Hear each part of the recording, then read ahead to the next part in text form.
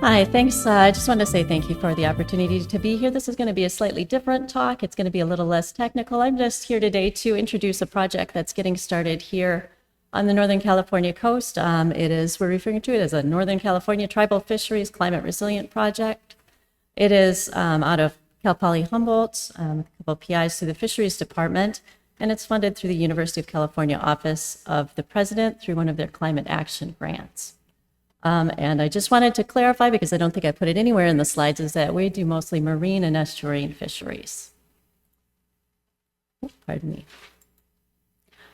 So just to let you know, when I talk about we, who I'm here on behalf speaking for is, we are a fairly large group. We include 4 tribes: Blue Lake Rancheria, the Cherai Heights Indian community of the Trinidad Rancheria, which I'll refer to as the Trinidad Rancheria, Orth-Gordinier Rancheria, and the Orth-Gordinier Nation. And then we also have scientific advisory, which includes the Fisheries Biology Department, as well as members of the Department of Biology at Cal Poly Humboldt. We're fortunate to work with folks from the California Department of Fish and Wildlife, from the NOAA Southwest Fisheries Science Center, and from California Sea Grant as well. And we've taken it on as our mission to improve the climate resilience of tribally selected, culturally important marine and estuarine fishery species of the far northern California coast. And I just wanted to stop and talk a little bit about the way that our group got together. One of the PIs on this project, Dr. Marin Harin, started a group to look at night smelt with the Orth-Gordinier Rancheria and the Orth-Gordinier Nation, and that began back in 2021. And this group is a natural outgrowth of that. We identified a funding opportunity, and we found others who were interested in joining us, and we're happy to be proceeding with our research.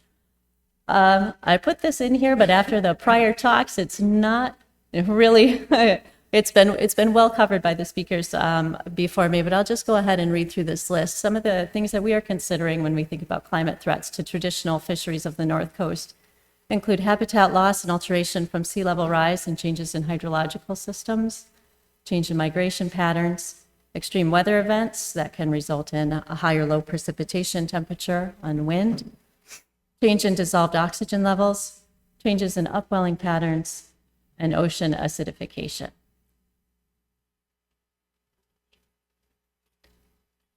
So as I said, our mission is to improve climate resilience, but we can't really talk about improving climate resilience without having a good working definition of resilience. In this case, the U.S. Climate Resilience Toolkit defines it as the capacity of a community, business, or natural environment to prevent, withstand, respond to, and recover from a disruption. We can't, as a group, probably do much to prevent climate change, but we can attempt to withstand and respond to and recover from short-term events. So those are our goals with this project. And in order to as well identify how to improve climate resilience, it helps us to know a little bit more about the fisheries, the characteristics of the traditional fisheries of the North Coast. And they are small scale and they are data limited. And part of the reason that they don't have as much data is because they are small scale. They don't get as much attention as some of the larger commercial fisheries.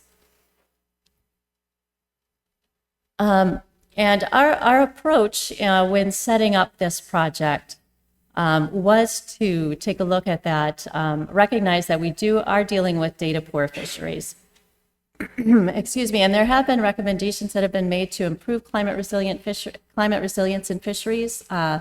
These are just taken from an FAO Fisheries and Aquaculture technical paper, and they are informing our approach to our project. The first that I want to touch on is that this statement: climate change adaptations must start with a good understanding of a given fishery or aquaculture system and a reliable assessment of potential future climate change. And thanks to the good work that's being done by a lot of people here in this room, we will have a fairly reliable assessment of potential future climate change. But what we would like to work on is starting with a good understanding of the given fishery and aquaculture system here on the coast. We identified 3 key elements that we would like to use in our approach. These 3 key elements for building our project were knowledge exchange, capacity building, and community self-determination. And here are a couple more statements to let you know a little bit more about why we chose these elements. The first states, government mechanisms should empower communities in order for them to become more resilient and robust by facilitating collective action. We wanted to empower the tribes to be able to do their own work so that they would feel ownership over their projects. Another statement says, there is also a need for strengthening and building institutions that establish shared and differential responsibilities and mandates. I think one of the strengths that has already been shown of our project is that while we do come together as a group, each tribe has their own priorities and they're able to pursue their own priorities through our structure. And the final statement I'd like to read is, communities need to be empowered legally, organizationally, and with knowledge. And this is informing our capacity building, our key capacity building aspect. So I'll just go a little bit more into depth of what our project structure is going to be. You can see here that we have our tribal research teams centered. So what we will be doing with this project is we sat down at the beginning with the tribes and we did interviews with each of the tribes and asked them to identify 4 to 5 priority species that are culturally important for them and where they would like to have more information about their fisheries. And so once we had those species, we sat down and started looking at, hey, where are the data gaps for this particular fishery? What are the studies that need to be completed to give us a better understanding to respond in a way that will promote climate resilience? And so after we had those 4 to 5 species, we decided that we would set up the project together, that species monitoring is going to be conducted by tribal research teams. And those are centered in our project. And then they will be supported by the science advisors, by the project coordination, and by a set of 5 graduate students who are included with this project. The graduate students will conduct specialized targeted research on tribal priorities, and the coordination team, which is myself, the PIs, and we have a project intern, they support and facilitate the work. And then the scientific advisory team acts as a resource for tribal research team methodology. One of the key aspects that we like to emphasize is knowledge exchange. And this is a great feature of our project, I think. We are having 5 knowledge exchange events for the full group that are going to be held over the course of the project. We've already completed 2 of them. We started first at Cal Poly Humboldt to just get things off the ground. And then we had our second, most recently at the end of March, that was hosted by the Orth-Gordinier Nation. And meetings can include scientific talks. We talk about project housekeeping. We do breakout groups, and we have community introductions. So because we hold them at rotating locations, it's a great way for us to get to learn more about the cultures and also to be able to get some of the tribal knowledge integrated into our practices as well. And in addition to these formal knowledge exchange events, we found that a lot of the events that we hold allow for opportunities for interactions and connections to be made. And the final key aspect that I'd like to talk about is capacity building. We hold species-specific trainings to facilitate fieldwork. Some of these are collaborative with government agencies. We also provide, through the coordination team, we provide funding for specialized training if there are trainings that we're not able to conduct. And one of the great thing about this particular aspect of the training is that when we all get together and talk about fish, there are a lot of things that get shared. Tribal knowledge, institutional knowledge, scientific knowledge. This is just here we have a couple of pictures of some of the recent trainings that we've had. This top left one, you can see Noah here is giving an update on his surf perch methodology at a recent knowledge exchange event. This top here and the bottom one here is our recent salmonid training. Here they're doing, I'm going to go back one slide. Here they're doing urban seining. On the left is one of the graduate students, Alec, and on the right is Tyler Jones, who works for the Recreational Rancheria, doing urban seining in Jolly Giant Creek. Up at the top here, Brad and Michelle are learning to do pit tagging. And then on the far right, on the top and the bottom, this was our very first training that we held up at the Marine Lab, and that was a kelp urchin training. We had Kristen Elsmore from CDFW came up, and she taught us a bit about, we had an urchin dissection workshop. We went out and we identified kelp on the beach, and also had a couple of scientific talks so that we can understand more about the work that CDFW is doing with its urchin removal and some of the issues that are affecting the kelp urchin interactions up along the coast. And in the bottom here, this was our most recent at the Knowledge Exchange event, was a picture of the Orth-Gordinier Nation personnel learning how to use their citizen science sampler for eDNA.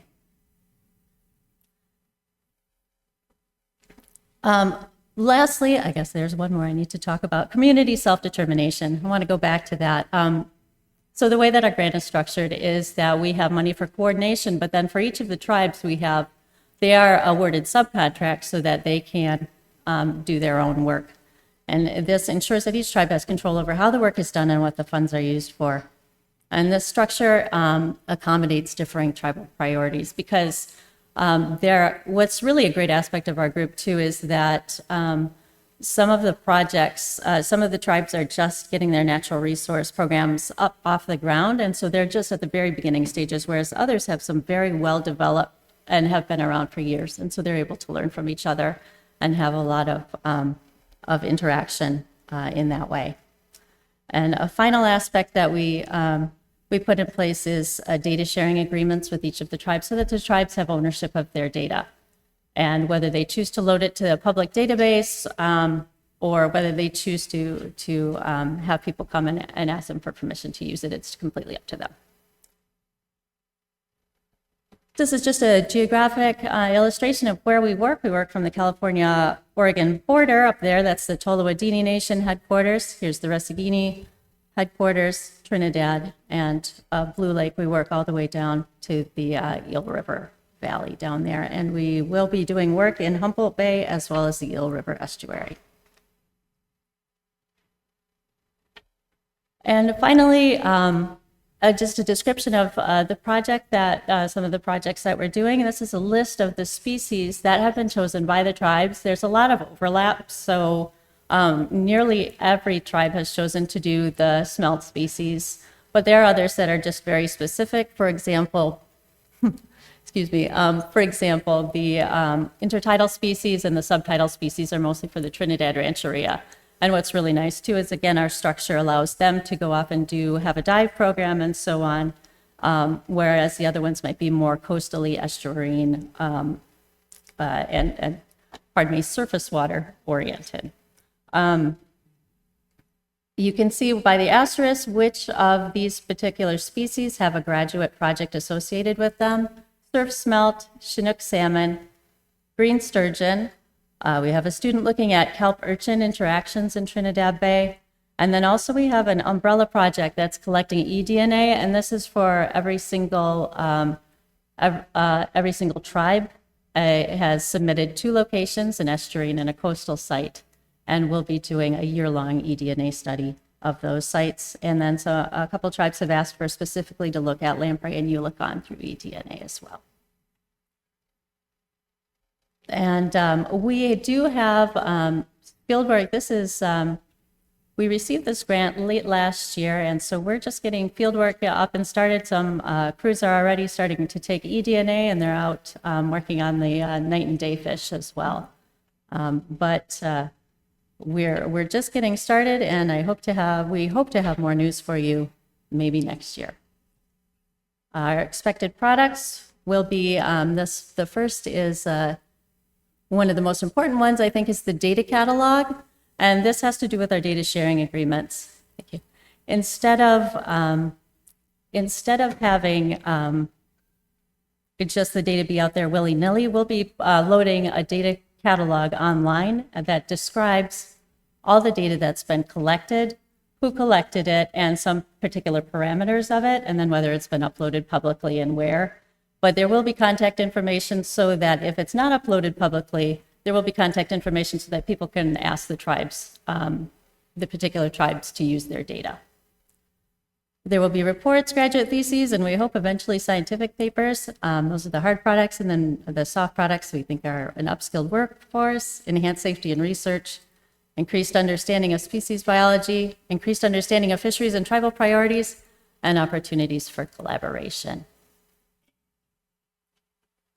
I just want to thank you again for the opportunity to introduce our project here.